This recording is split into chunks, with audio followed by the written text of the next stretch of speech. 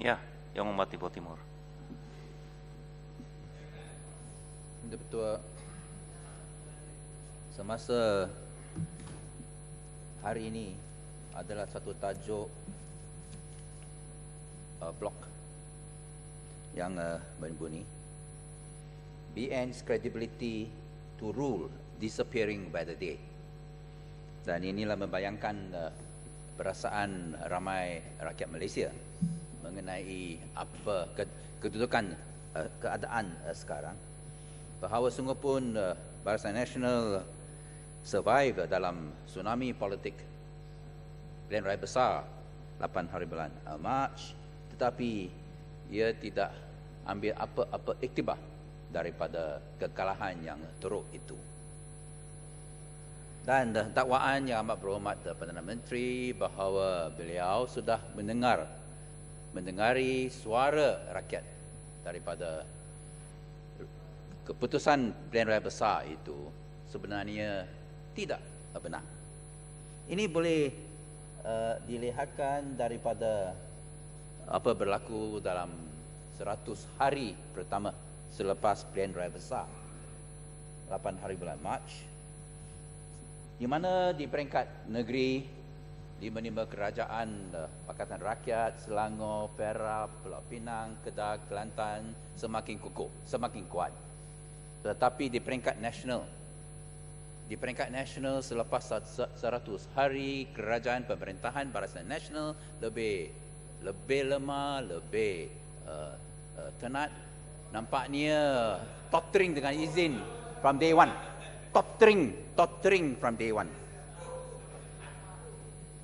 Duit sambutan kenapa masuk tabung parti? Oleh kerana siege dalam UMNO, dalam Barisan Nasional dan pun di luaran. Inilah menghadapi 999 lah tahun. Siege. Ini syok sendiri ya? Yang Hormat tak payah ganggu dia, Yang Hormat. Sungguh pun pilihan raya besar 8 hari bulan Mac, Barisan Nasional menghadapi satu kekalahan yang teruk. Tetapi sebenarnya ia dapat satu majoriti yang boleh kata kuat. Sungguh pun hilang kali yang pertama majoriti 2/3 di Parlimen, tetapi masih ada 52 kerusi. Patutlah kuat oleh kerana kalau banding dengan negara yang lain, satu kerajaan koalisi yang ada majoriti 58 kerusi ialah sangat stabil.